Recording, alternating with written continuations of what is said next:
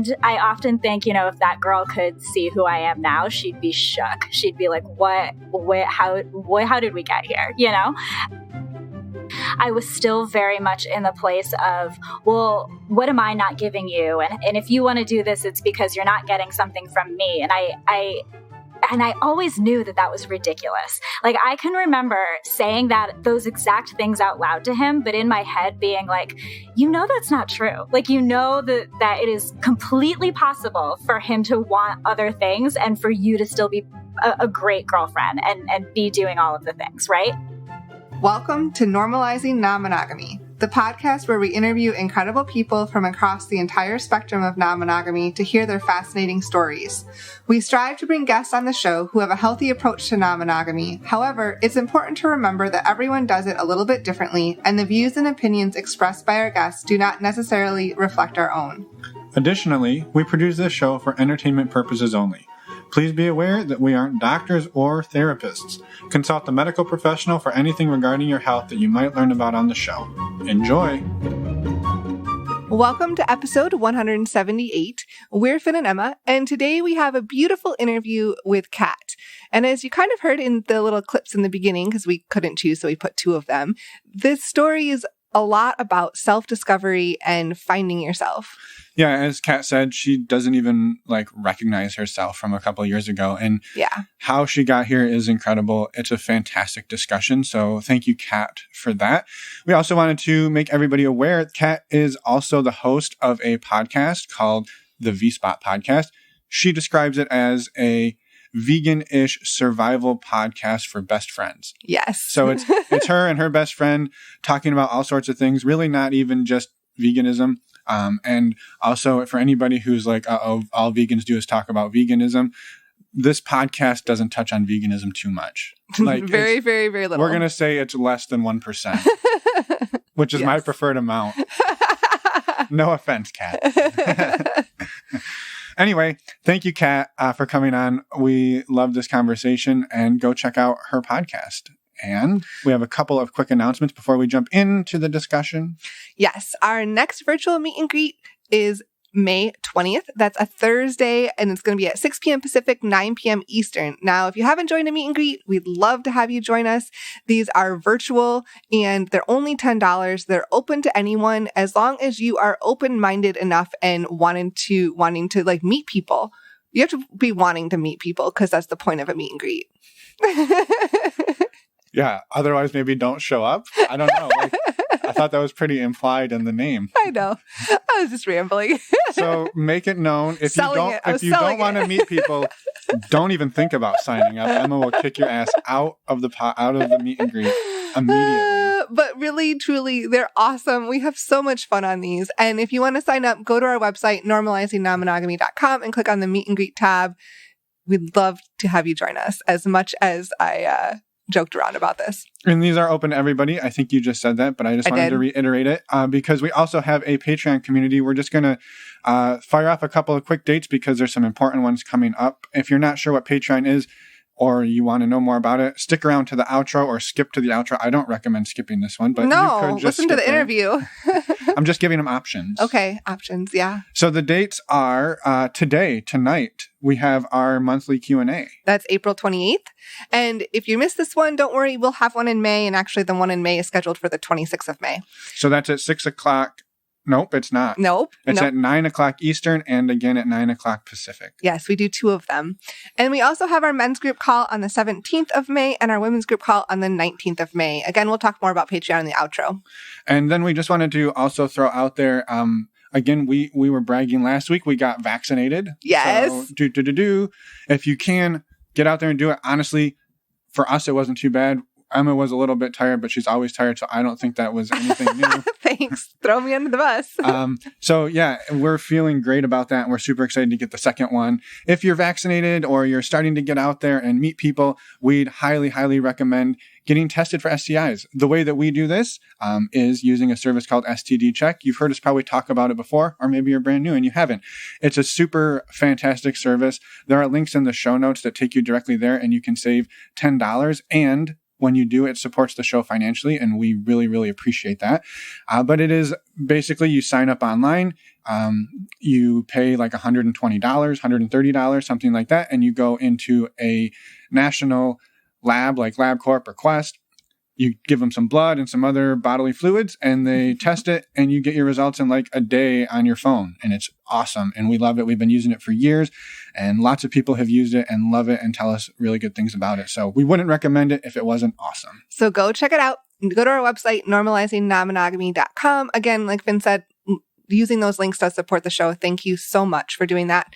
And also on our website, while you're there, you can find, contact us, send us an email, send us a voicemail. We'd love to hear from you, as always. You can also find podcast show notes under the podcast tab. So we have pictures and links from every episode there. Yeah, so everything that Katt talks about today will be linked in the show notes there, and they'll be in your podcast player, as well as photos of Katt and her Instagram and everything about her show. So check that out, and links to STD Check will be in there as well as on our resources page. Yes. I think that's about it. Let's go talk to Katt. Well, welcome then to the show, Katt. We're excited to have you here. We've been just chatting for a few minutes, and you were saying you're super nervous because you have so much you want to say. So we're not gonna talk much because nobody tunes in to listen to us. They tune in to listen to you. So we're going to just give you a chance to introduce yourself. We just want to say thank you for being here. I'll let you introduce yourself and let you just kind of dive into everything, and we'll be here with you. Okay, cool. Well, firstly, I tune in to listen to you guys, so that's not entirely true. Yeah, I was going to correct you. I was going to correct you, but I decided not to. Fair enough.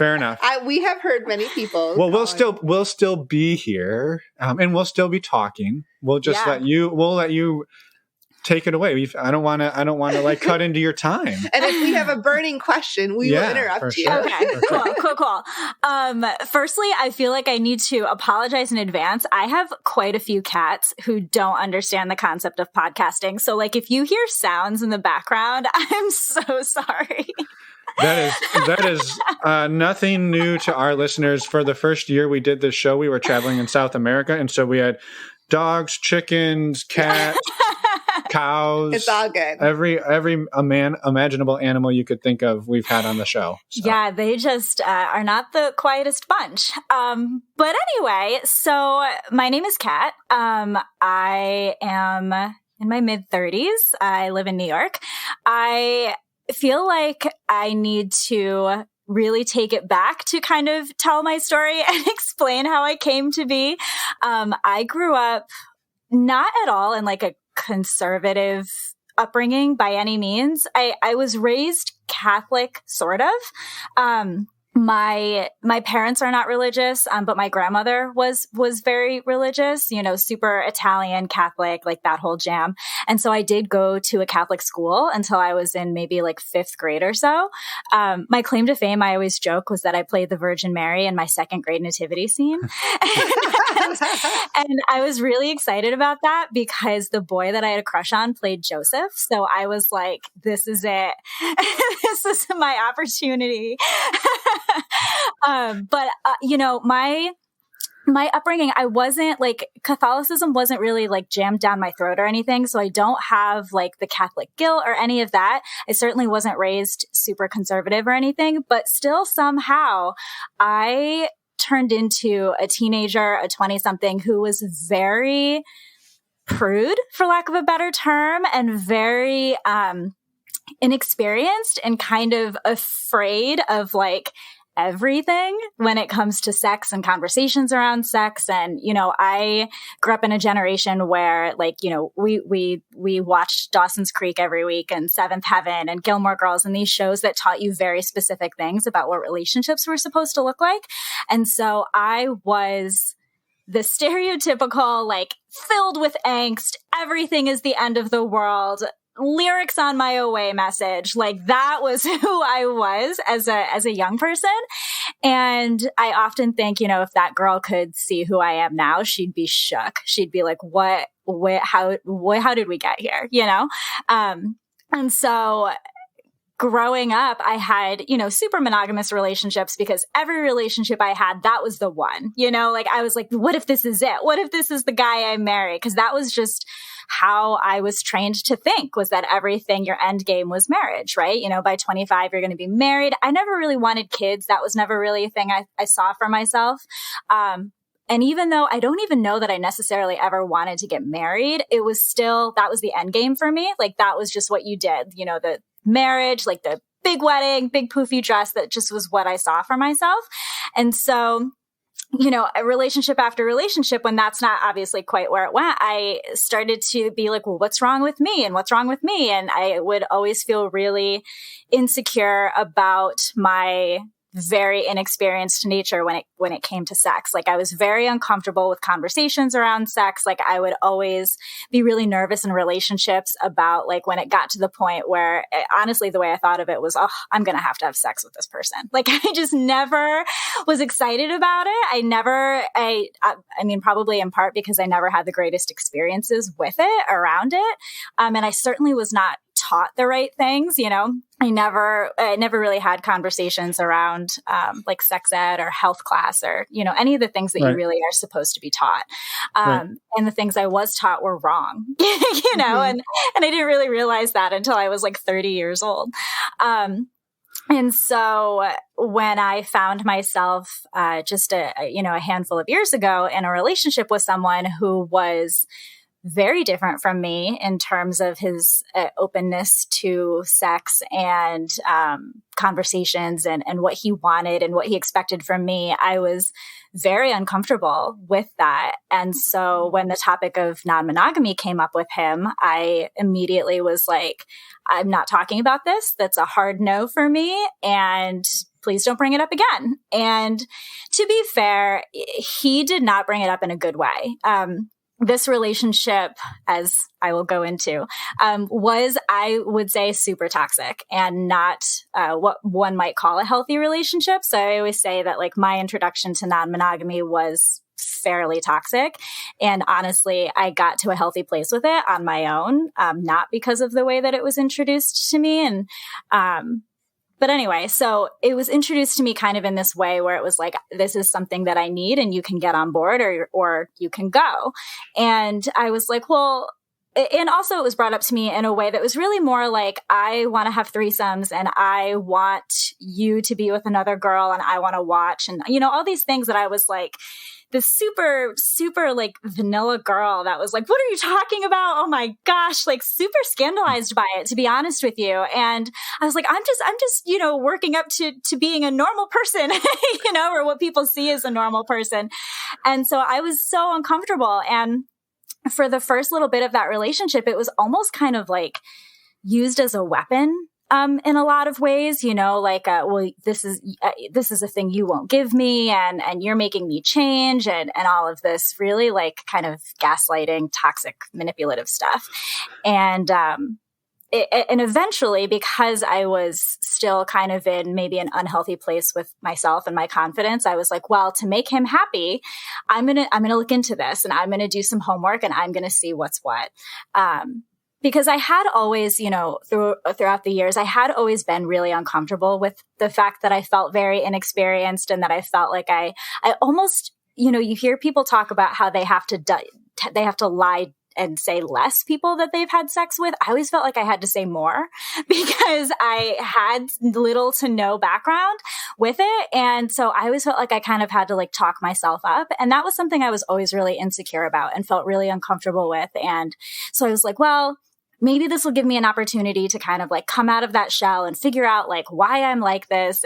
But I definitely went about it in like there's something wrong with me kind of way. And so I very much felt like there was something wrong with me in general because I didn't like sex. I wasn't somebody who cared very much about it or, really felt that it was important in a relationship for me. And my ex before that, we didn't have a very sexual relationship, and I would have been fine carrying on forever that way. Like, it didn't bother me. And at the time, I didn't think there was anything wrong with that. And for some people, that's great. And there's not. But I wasn't feeling that way because I truly wasn't a sexual person. I was feeling that way because I didn't know how to figure myself out. I didn't have the resources. I didn't know who to talk to. I didn't know what to really do about my insecurities and the fact that I wanted to be different. I just didn't know how.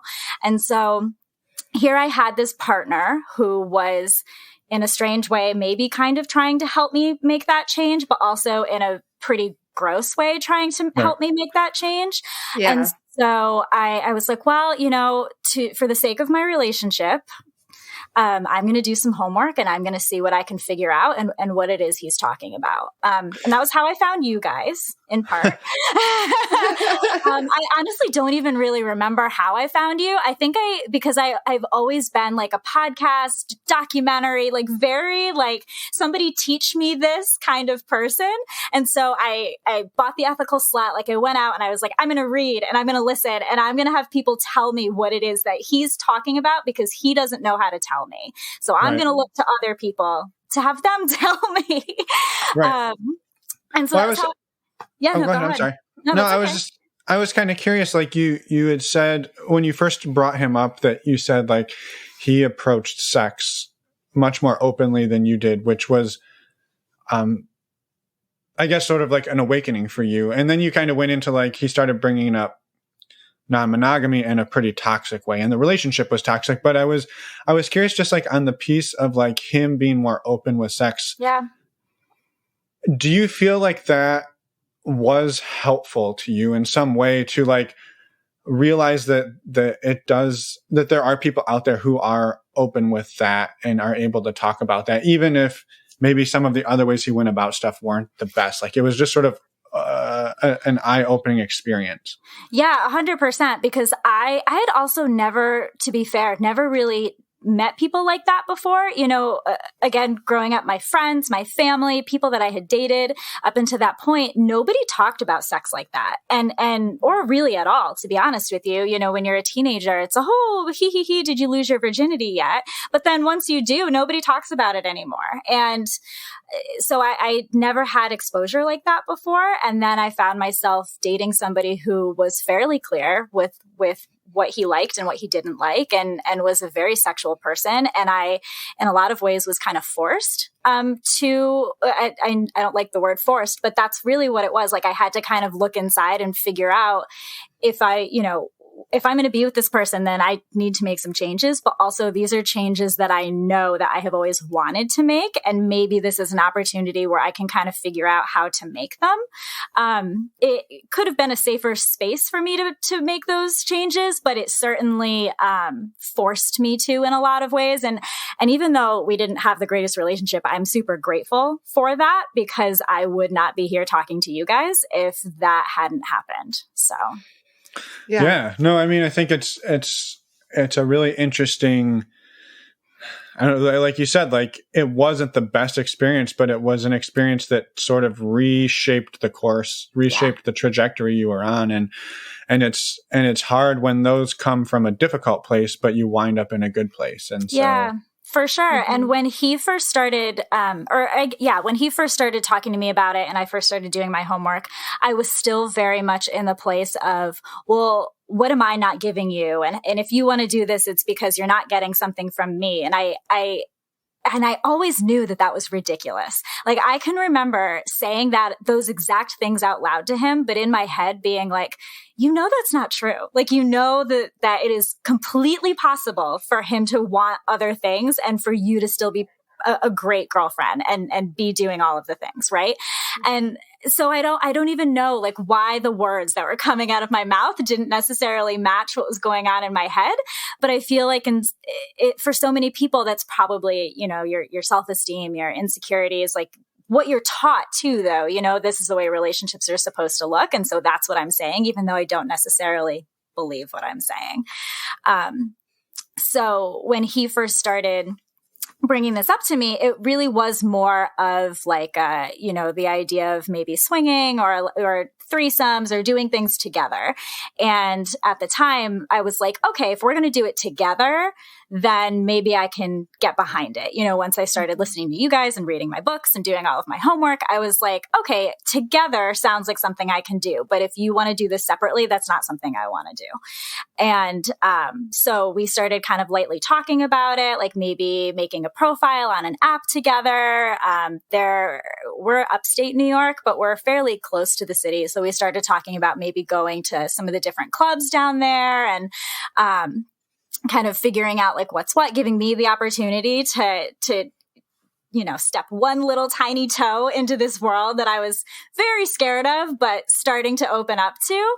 And I can remember being so proud of myself because I would like listen to you guys or I would, read a chapter or whatever. And I would come home and be like, oh my God, this is what I learned today. And I actually really connected to it. And I actually feel like, yeah, that's me. They're talking about me. That's how I feel too. And he never really got excited about the homework that I was doing. And he never, listened to any of the episodes I suggested or would, read any of the articles or anything that I would say to him. And so I started to really feel like I'm putting in all of this effort to give you this thing that you want and you're not meeting me halfway. And like, it was such a big deal for me, not just to be open to the idea of non-monogamy, but to be having these conversations about sex, period, was so huge for me as somebody who was so sheltered and like wanted nothing to do with it up until that point, Right.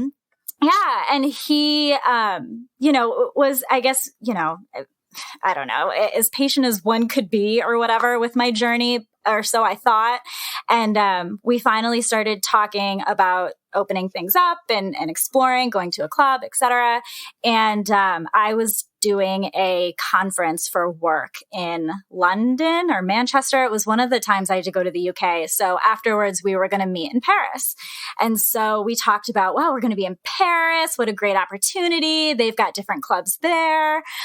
We'll find one and that'll be our first time. We'll go out together in Paris. What a great thing, right?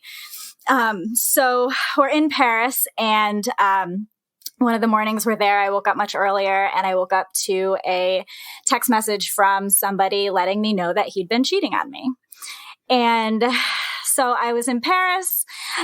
Some random person on the internet is telling me that my relationship is screwed. I was like, what is this? What is going on? And so I had to finish out the rest of that vacation in very, very awkward exchanges. I kind of put it into my head though that I was like, well, we're certainly not going to any clubs now until I get to the bottom of what's going on here, because it took me a really long time to get to this point of even considering it. And now come to find out there's maybe stuff going on behind my back. So that's done now. And I felt really discouraged because I knew that like my relationship was never going to be the same or it wasn't going to be at all anymore. But also I felt really discouraged because I had really worked so hard to get to the point of being open to doing this, to find out eventually that he had been doing it by himself for quite some time. And so I was like, this is so frustrating, Yeah. So we get back from Paris. I get to the bottom of the whole situation. To this day, he still claims that he never did anything, but I found text messages. I found an OkCupid profile. Like I found a whole bunch of stuff that really begs to differ. And my whole point, even then, even though I wasn't like fully ready for the non-monogamy thing, my whole point then was if you had just told me that you had an OkCupid profile, that you wanted to be talking to people, then we could have talked about it. And I might have been cool with it just so long as I knew what you were doing. Because if you want to go out and do it and I can still kind of continue on my process and meet you when I'm ready, then that would have been great with me. But instead, he took it upon himself to go out and do it by himself. And so we stayed together for a little bit after that, but the conversation about opening up never came back up between us. I was like, we're done here. I mean, the entire thing is built on trust and honesty. Yeah. And when that's broken. Yeah. If you're already struggling you're learning and you're coming up to speed on all of this, and you're sort of rewriting the entire narrative in your head and how this is going to look. And then to have the entire thing just blown up, like that's a difficult thing for somebody to rebuild if they've been doing it for years and years and years together. Right, but like you're just starting to like maybe think about, I mean, honestly, just putting the training wheels on the bike to begin with, like to go for your first ride. And then you just, the whole thing's blown up. That's crazy. I'm sorry that it happened that way. Yeah. And in Paris of all places. Then you have to spend vacation with somebody that you're like pissed off with. Yeah. Well, you know what? I don't know what came over me, but I was like, we're not doing this. I am enjoying my time in Paris. We will deal with this when we get back. You are not ruining my trip. And I continued on with all of my planned tours. I was like, no, this is my trip. Who knows when I'll ever get back to Paris? You are not ruining this for me. So I at least like was able to kind of rein it in and realize that I can't escape the situation. I'm in Paris. Like I can't like, go to my mom's or, whatever. Like it is what it is. Well, good on you for that. Yeah. I was actually curious. I was curious too. Did you know if he had prior experience in non-monogamy? He did. He never went into like a lot of detail, but it sounds like he had a couple that he was kind of involved with periodically. And at first it almost sounded like he wanted me to be a part of that. Like he wanted us to go over there and hang out. And after a while I stopped kind of hearing about them. So I'm not really sure, what exactly the situation was.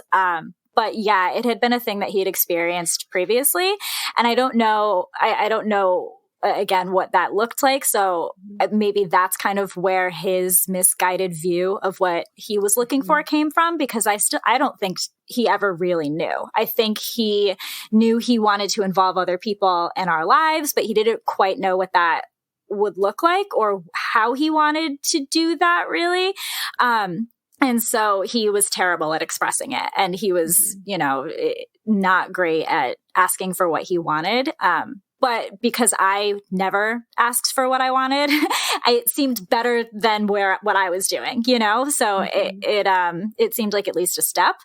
But I think too, the whole with everything that happened in Paris and being so frustrated and just feeling like, well, we're done here. And that was really frustrating for me again, because I had started to feel ready and excited about this thing that actually sounded like me. Like it actually kind of started to explain some of the reasons that I had struggled in previous relationships. It kind of started to explain or make me feel comfortable about the fact that I was so inexperienced, but really wanted to change that. I wanted to like sex. I wanted to understand. I wanted to be somebody who was like open and having conversations and very sex positive. I just didn't know how to do it. And through, those conversations and through my learning, I was starting to feel more open to it and more excited about it and positive about it and like wanting to talk to my friends about it. I actually found the courage to bring it up to one of my girlfriends, and lo and behold, she's like, oh, that's really strange you say that, because I think that we're going to open up our relationship. And her boyfriend have now been in a poly relationship for a few years. And that conversation started right around the same time me and my ex were having those conversations.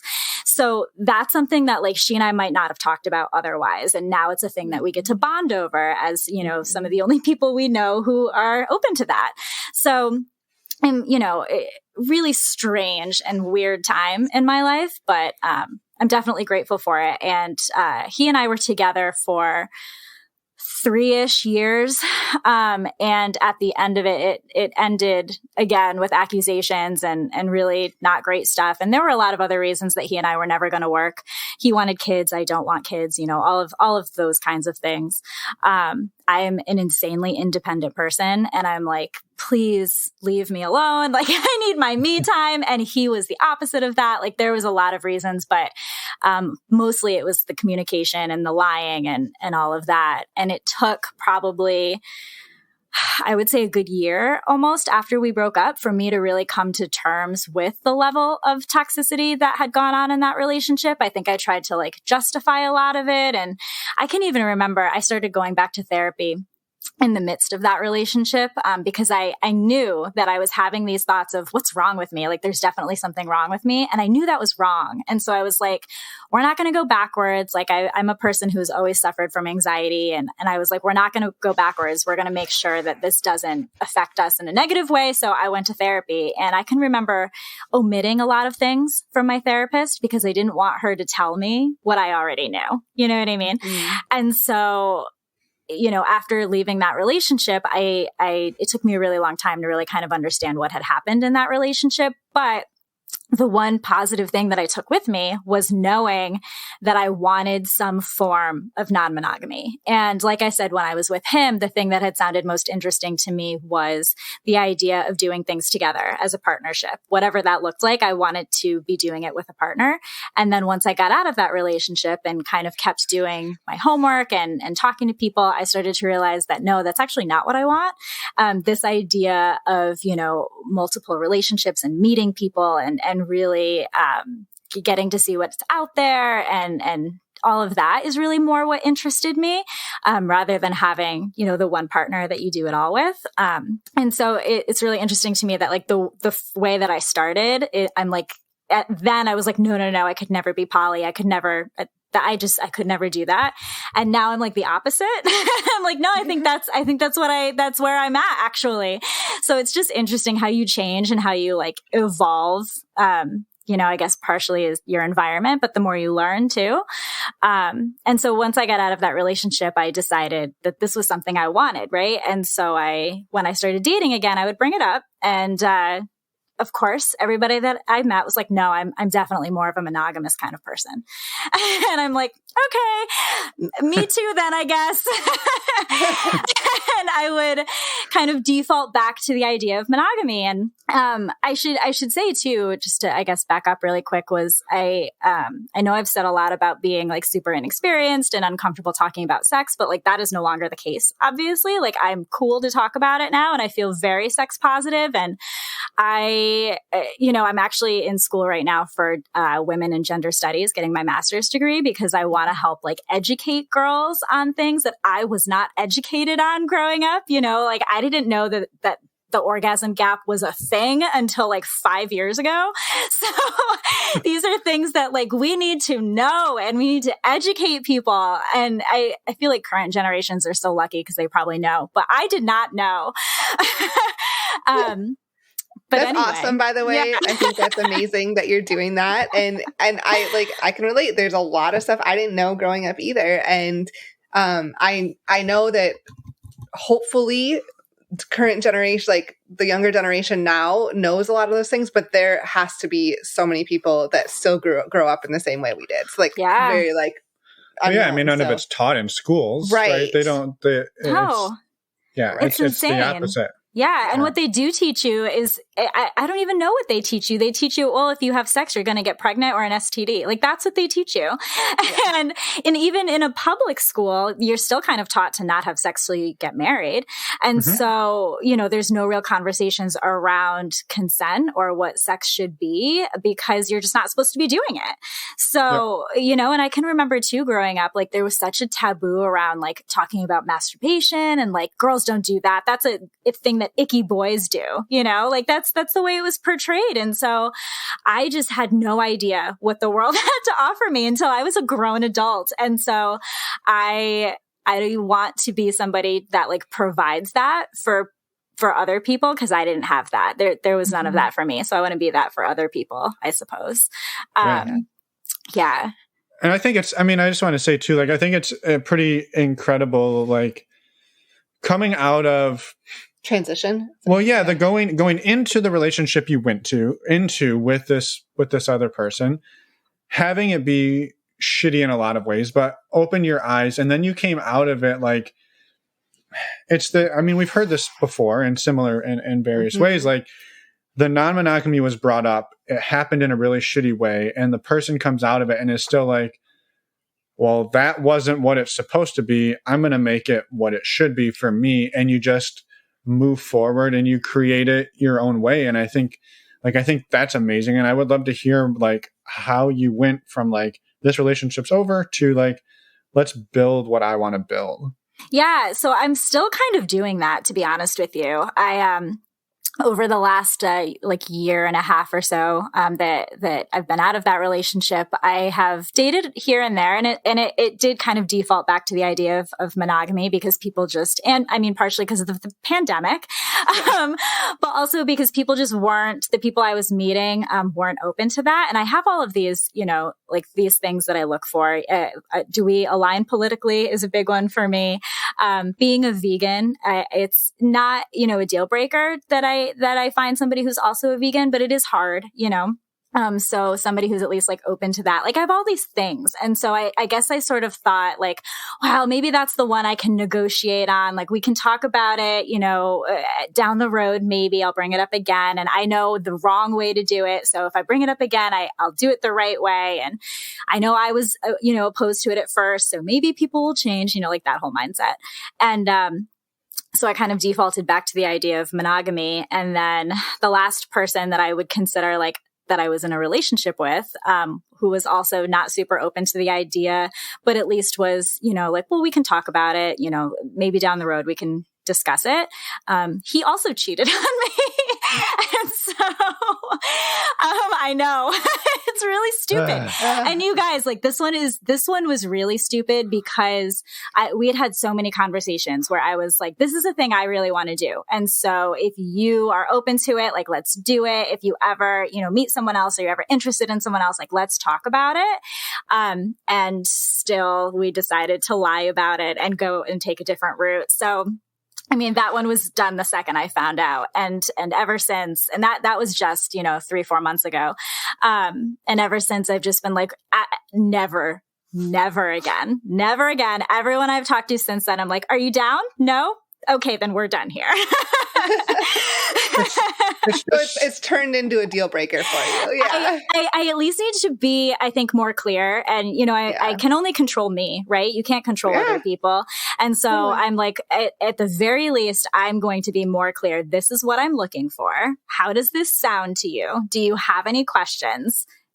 What happens next? You know what I mean? So if it's a thing where people are like, oh, no, I'm looking for monogamy, one-on-one, white picket fence, I want to get married and have kids someday, all of those things, I'm like, I'm not the girl for you. I might not even be the girl for you, even if I was interested in monogamy, because I feel like I'm so non-traditional in every other aspect of my life too. So I just I lay it all on the table. I'm in this new place of honesty where I'm like, this is what I'm looking for. And if that's not what you're looking for, then it was nice to meet you. Yeah. I just find it so, I think it's so telling about where our society is that the more acceptable thing, for him, it was an easier thing to do to cheat on you than to literally have a conversation about the thing that you've been having a conversation with him about for the entirety of your relationship. Hey, if you want to do this thing, I would like to do this thing with you. And then he's like, well, I'm going to do it, and I'm going to do it behind your back and lie to you about it and cheat on you. And you're like, well, what the fuck? We just, all you had to do was talk to me about it. Yeah. And it was you still defaulted to lying about it and doing it the way that everybody else does it. It just blows my mind that it's that this thing is so, I don't know, taboo, so misunderstood that that conversation can't even happen when you're begging to have the conversation. Yeah, it's so crazy because in both instances, when they were caught, they both were like, no, I didn't do that. I swear to God, I didn't do that. And I'm like, but if you did, just tell me, you know what I mean? And so the insistence and the denial, I'm like, I don't understand it. Why bother? What's the point here? This could have gone a very different way and a much healthier way if we just had a conversation. The conversation is what makes or breaks it from cheating, right? If you have the conversation beforehand and everybody is thumbs up, go ahead and do what you want to do, then it's not cheating anymore. It's the lying and the going behind your back that makes it a problem. And zero tolerance policy, guys. Zero tolerance policy. I don't blame you one bit. No, not at all. Not at all. You've described this transformation in yourself over the last few years. I'm curious, how have people in your life, friends, family, reacted to that? How has that gone? Yeah. So, my, like I said, one of my best friends, is poly. She's kind of like almost my like mentor, I feel like, in so many ways. Sometimes I'm like a little embarrassed to be like, hey, I have a question. I feel like I'm the little sister. But so she's been great. Like I can talk to her about literally anything. And, she's, the most supportive person. Even before, she's always been one of my closest friends. And then one of my other closest friends, she asks me a lot of questions. She's married and her husband is one of my best friends as well. Like we always kind of joke that the three of us are a throuple. But like the joke is probably more that like, I'd be okay with that. and they, but so she asks me a lot of questions, which I really appreciate because I think, it can be hard to kind of understand, she and I have been best friends for 10 years at this point, and she's always kind of known me as this one way, and she was with me through the whole saga of my ex, and there were things that I omitted from her as well and didn't tell her until the relationship was over. And it was kind of like, how come you didn't tell me? I can't believe you didn't tell me. And I was like, I was embarrassed. But she, she's been super supportive through all of it. And so she, I think, does her best to ask me questions and understand what it is I want my life to look like now. So she can best be there to support me through it.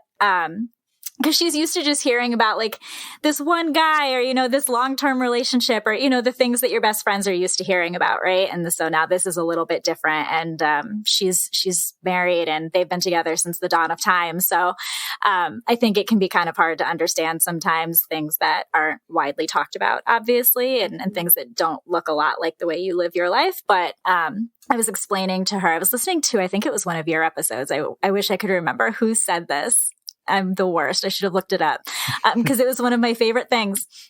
She described having a girlfriend that she doesn't have sex with. It was one of your guests. And she was talking about why do we quantify a relationship based off of whether or not it's sexual?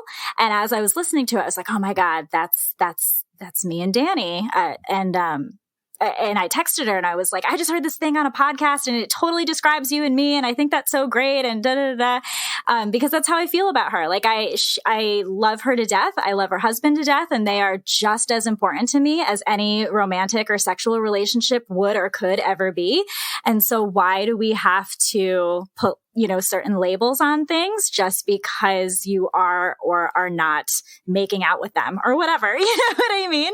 So, when I told her that story, she's like, oh, I get that. Yeah, that makes sense to me. And, we've had a lot of conversations since then. We got vaccinated recently and we were in line for hours and hours waiting. And so we're in line with all of these people and she's asking me questions about non-monogamy. And I was like, these people hate us.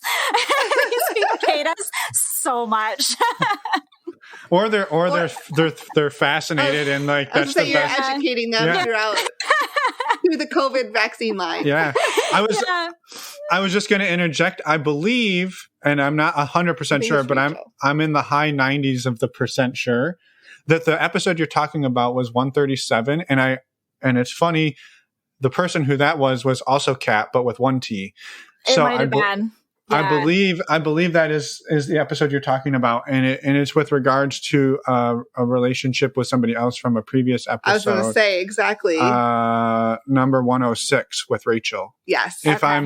If I'm on my game, that's what I recall too. I was going to bring up the Rachel episode, so okay. I believe that's the case. Okay. So yes, but thank you for referencing that because that was very much like.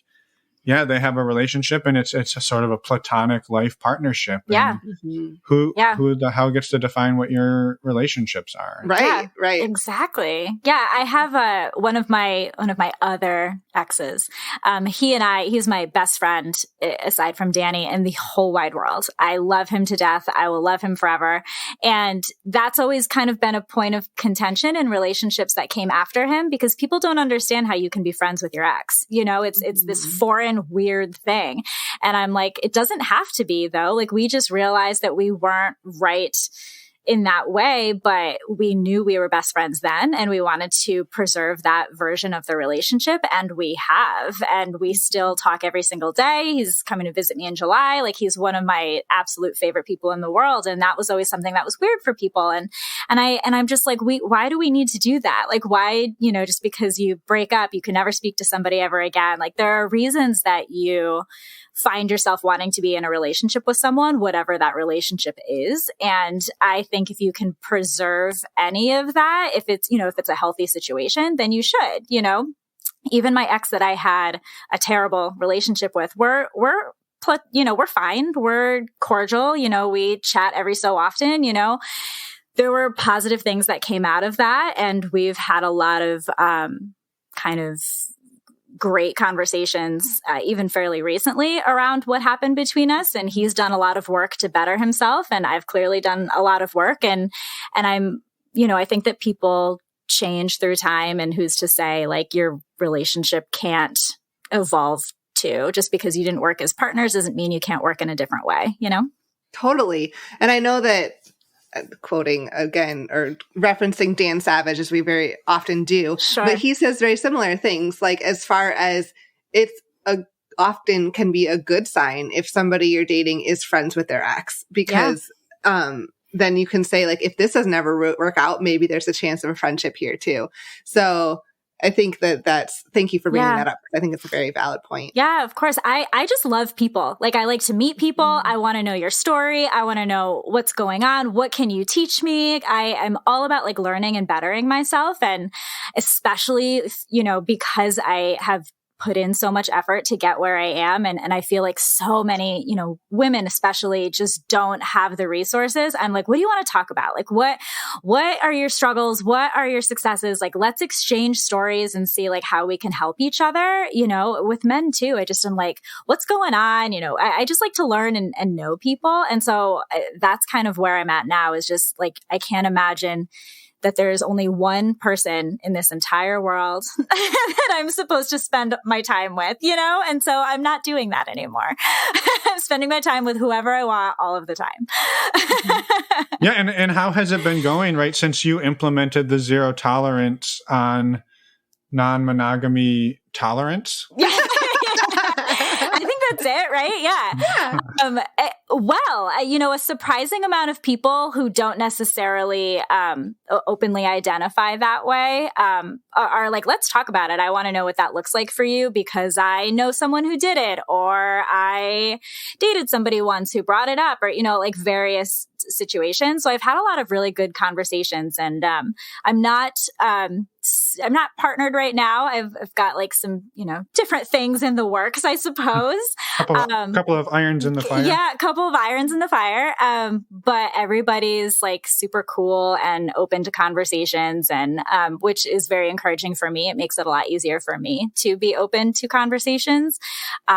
I'm also the kind of person where when I find something that works for me or that I'm excited about, good luck getting me to shut up. I'm like, who wants to talk about non-monogamy? Who wants to talk about veganism? Who wants to talk about the patriarchy? Like, I can't be stopped.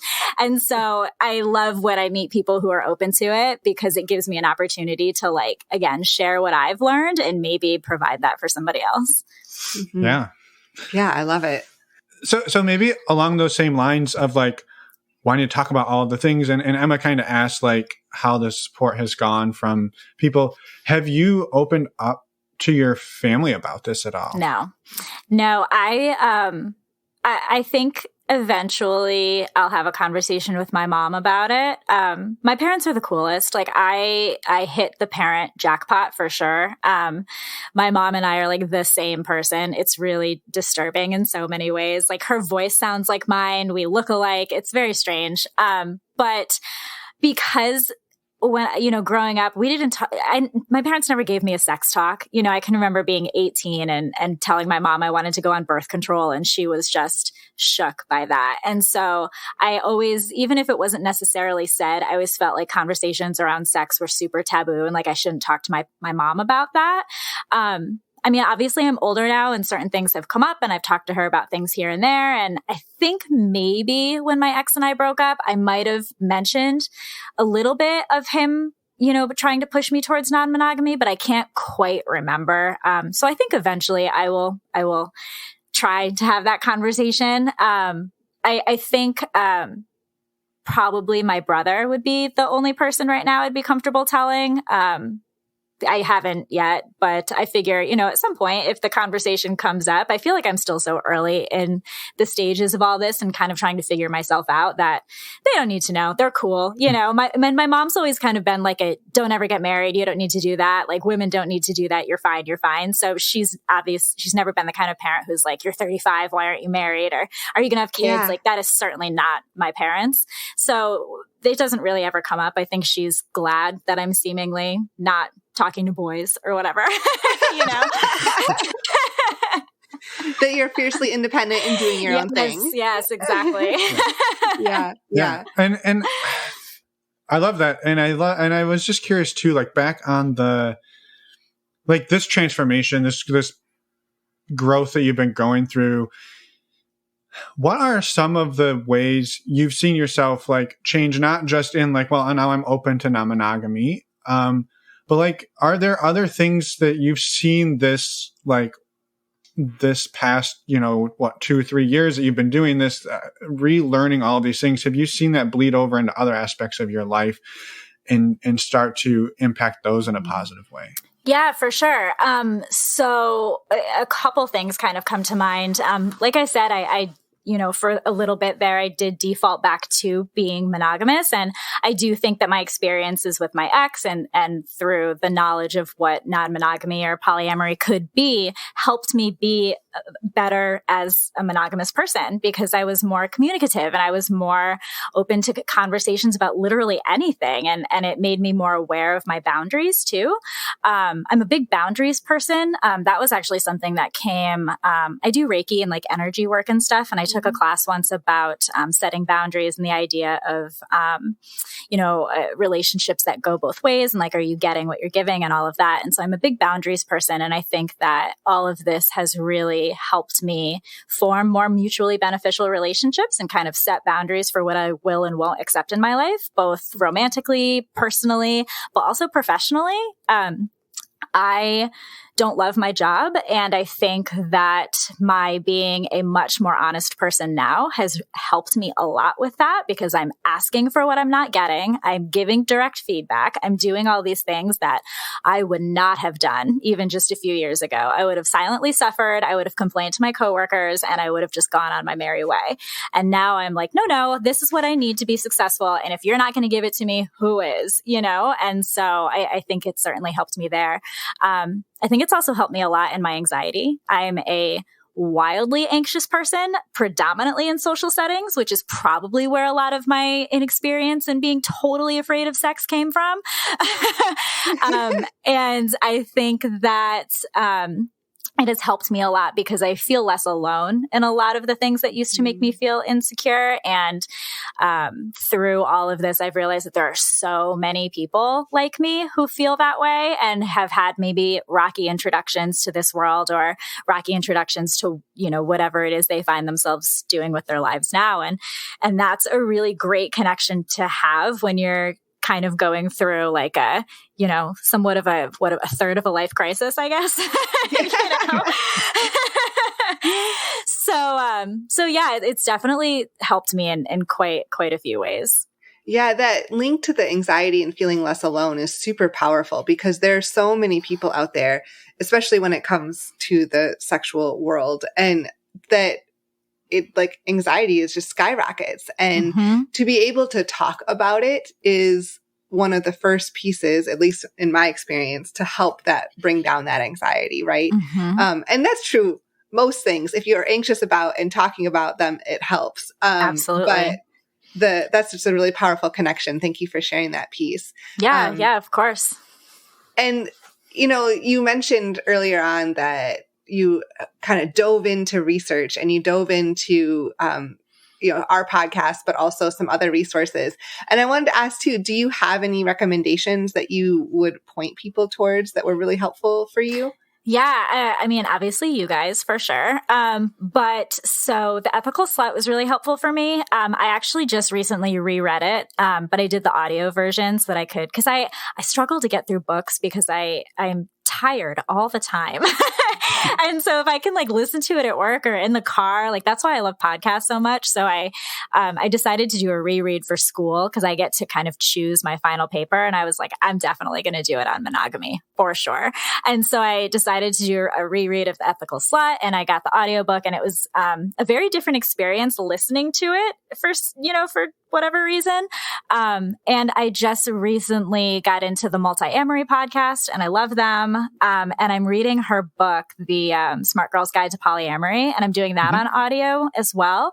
And I love it. I love it. I feel like the title is probably discouraging for people who aren't interested in polyamory, but I wish that everybody would read this book because it goes into like the history of relationships and like the history of monogamy and non-monogamy and polyamory. And it also talks about like relationship styles and how we learn to trust and like all these things that are not exclusive to non-monogamy. It's people in general, right?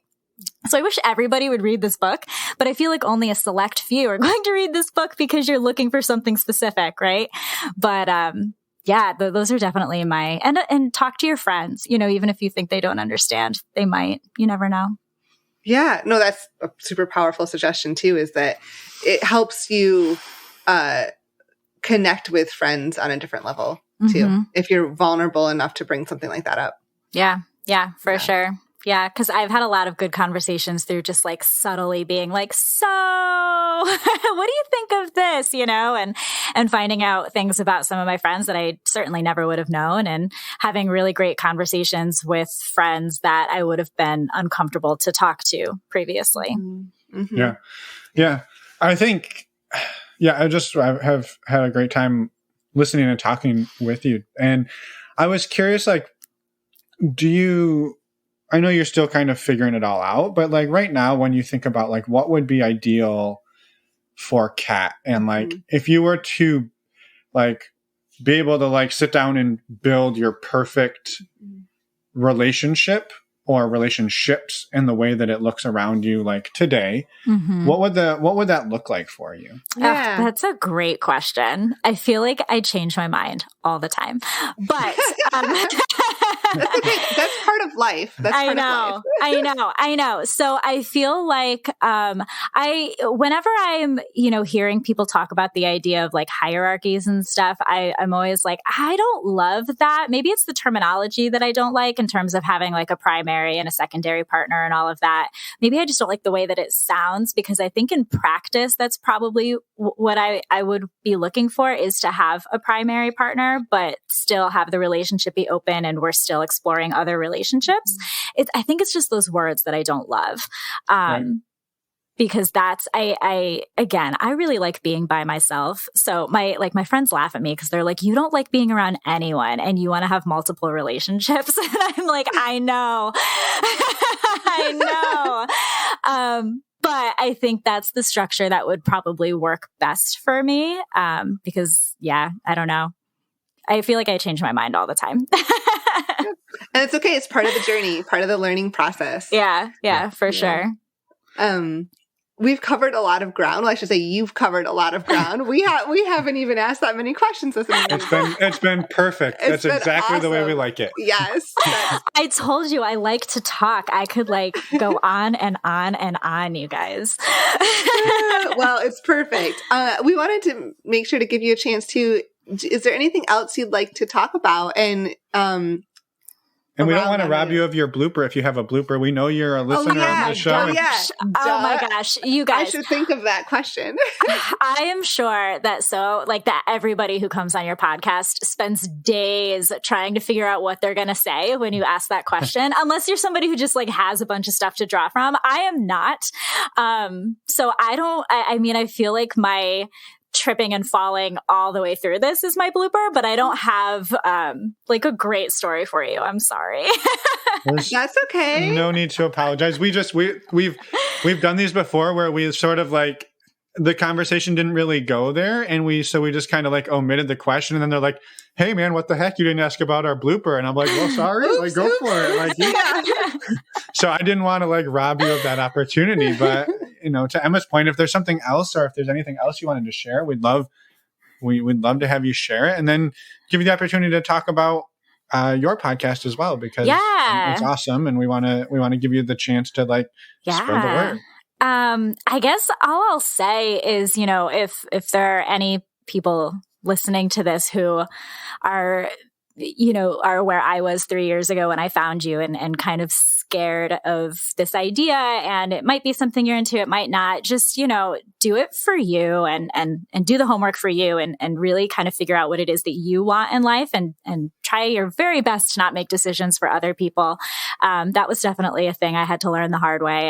And that's where those boundaries come from. And I think it's really important to focus on those mutually beneficial relationships and make sure that you are allowing the right energy into your life, whatever that looks like. And just don't be scared, ask questions and do all of the homework, whatever that looks like. If you're not a super nerd like me who needs to buy all of the books and watch all of the movies, then whatever does it for you, and don't be afraid to ask for what you want, because that was a thing that I learned very late in life, was how to ask for what I want in every aspect of my life. I was super uncomfortable admitting that I didn't like sex because I didn't enjoy it. And I didn't know how to ask for what I wanted because I didn't know what I wanted. And so find out what you want and then ask for it is, I guess, all I would say. And as soon as I get a blooper, I will let you know.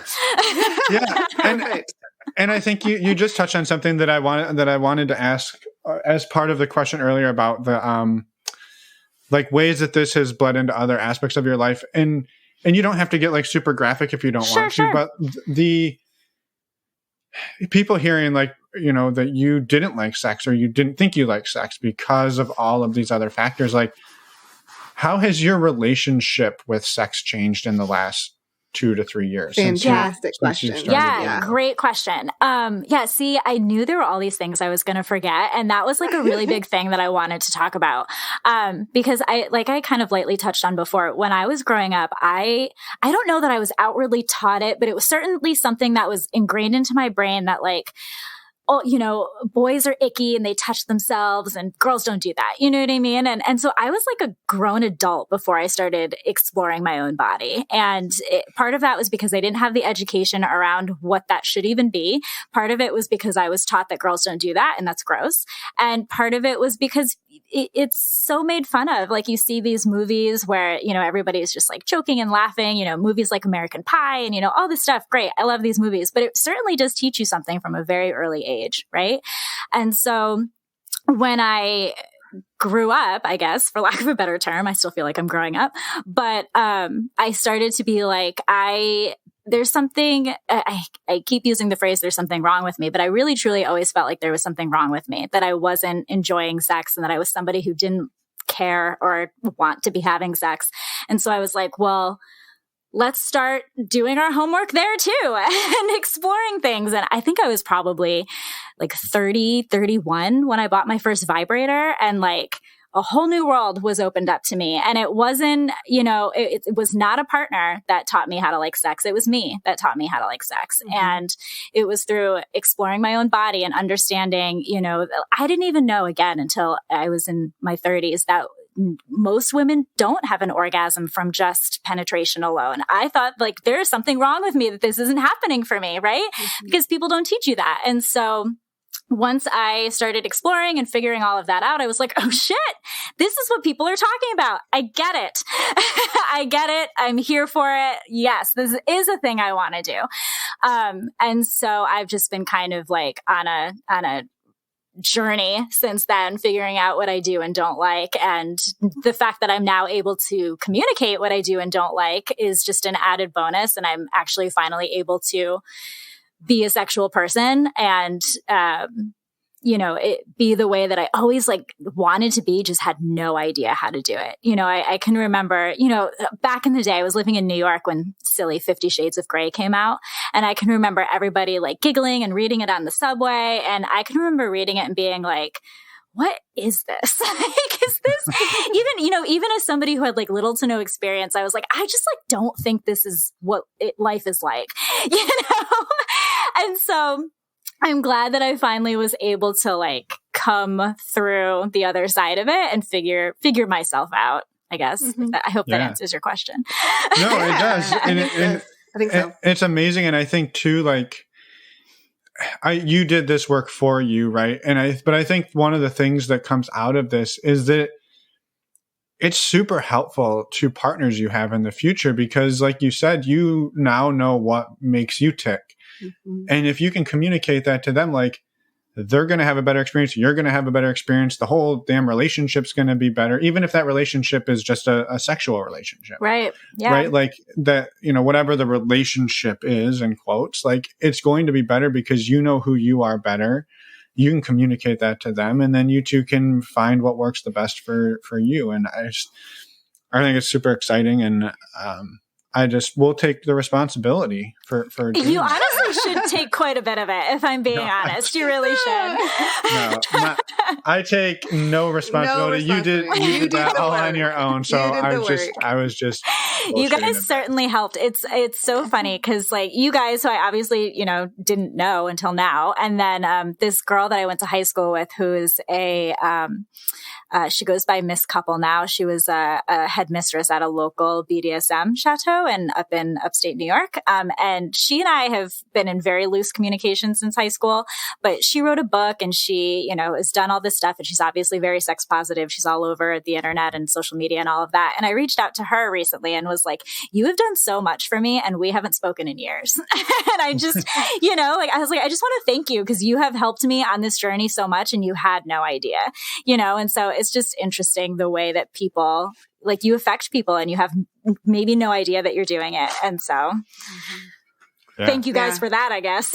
Well, thank you. That's very kind. It is. And I would just say, like, we built the platform, but like, it's your story and what you shared is what hits people. And so, like, thank you to you and to anybody else who's come on the show, right? Like, it's just like, somebody resonates, at least one person resonates with every story, and we get emails about it all the time. And so, just thank you, Katt, for coming on and sharing everything and reaching out. And also, like, we wanted to make sure to give you a chance to talk about your podcast. Share about what you have going on. So my podcast, the V-Spot, V as in vegan, the V-Spot podcast. So we've been doing it for almost 4 years, I think November of 2017 is when we started it. I don't even know what day it is right now. So I think that's right. And it's so funny because I hate to say it, but we put like minimal effort into this podcast. Like, we're just two best friends who get together every week and just shoot the shit. And for whatever reason, people care. People care. They care what we have to say. They care about our opinions on veganism and about whatever else. And it's really cool and exciting to have like that kind of a community. The community that you guys have built is just, I talk to Danny about it all the time. She's the one I do my podcast with too. And I'm like, this is what they do. And they do they have the Patreon and they do these meet and greets. And I was like, I don't know if anyone would care to look at our face, but like, maybe we could do that. And so, but we were just recently Veg News. It's a vegetarian vegan magazine. It's like a pretty big deal in the vegan world, and they do an annual Best of Awards, and we were nominated for that. So that was very exciting because we're like, how do you even know we exist? We were up against I forget the name of the podcast, but like Kevin Smith does a podcast with his daughter, and we were up against them, and that one of the actresses from Harry Potter, Ivana Lynch, I think is her name. She does a vegan podcast. We were nominated against her. I'm like, how do you even know that this little itty bitty podcast from upstate New York is a thing? So that was very cool. But you can find us all over the internet, wherever you listen to this podcast. You can find the V-Spot. We're on Instagram, all of the things.